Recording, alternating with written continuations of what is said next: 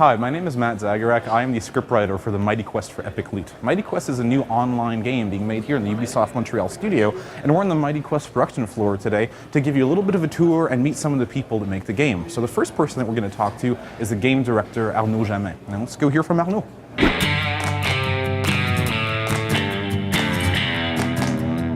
Donc mon rôle sur le projet, c'est de définir une vision pour l'équipe, mais de plus en plus, c'est d'écouter les idées de l'équipe et aussi les idées de la communauté qui émergent pour finalement enrichir la vision. Donc la force de Mighty Quest, c'est de mixer deux gameplays, un gameplay d'attaque hack and slash, addictif, avec des sessions courtes, et un gameplay de défense dans lequel le joueur va pouvoir utiliser sa créativité pour créer le château le plus meurtrier possible pour les joueurs qui vont entrer dans son château.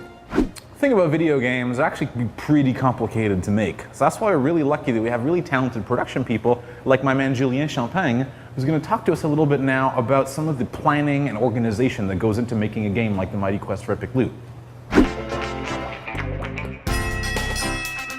So the biggest difference between a free-to-play and a retail game is the fact that a free-to-play production is never over. We have to keep feeding the game with new content to keep it alive. Just like any other game, it can take years for a free-to-play to find the perfect balance in its core game loop.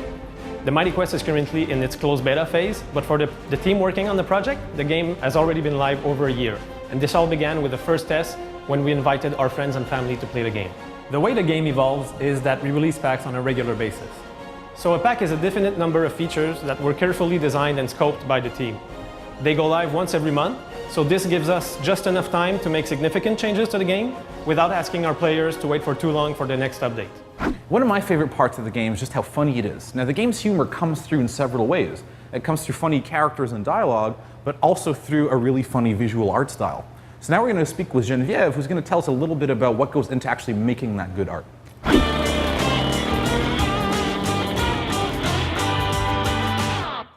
So the game went through a few iterations. It used to be much more dark fantasy. Now it's got a much more offbeat humor.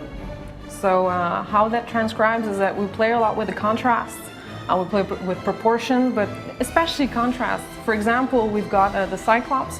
He's huge, he's badass, he's going to kill you. At the same time, he looks super dorky and picks his nose. So that makes you love the characters. Right now we've got 3 themes, but we're really hard at work at making new themes with different looks. So if you want to have a gothic theme, you can have it. If you want to have a lava pit, you'll have it eventually. So it really is a way for you to have your own identity. So here's the thing. Mighty Quest is a free-to-play online game, but you got to keep the lights on in the studio as well as food on our table. So we're lucky to have really talented people like Maureen, who's going to talk to us in just a second about all of the careful thought and consideration that goes into the game's monetization.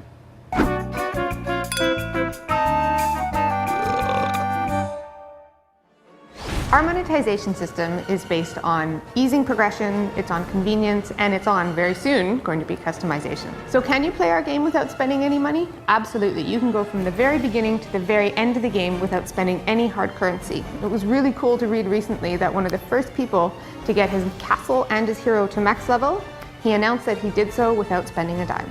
And what have we got for the most dedicated fans of Mighty Quest? Well, we have the 00 program. This is the original Opulencium program. It gets you early access to the beta, it gets you early access to the mage, which is our newest hero, and I have to tell you, he's very cool and fun to play.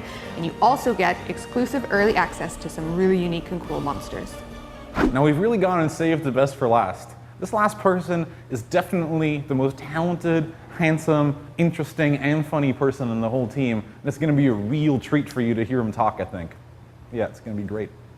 Well, I take my influences in my writing on Mighty Quest from all over the place. I'm a big fan of film, of books, of other video games, obviously, but there are some TV shows in particular that are a huge influence on the writing that I do, and it's TV shows that combine fantasy with crazy situations and clever dialogue. One interesting thing about the character archetypes and their personality is that all of the characters in the game, all the main heroes, are all based on modern-day archetypes. So in the case of the knight Sir Painhammer, well, when I was writing the character, I thought I'd like to think of him as an NFL quarterback, sort of like this razzle-dazzle kind of football player. Yeah. Writing a game that's online, multiplayer, like Mighty Quest, is obviously a very different prospect than writing a more traditional video game with acts, characters, narrative arcs, etc., which is not something that we really have in our game. What we do have in our game is a story that is built by players.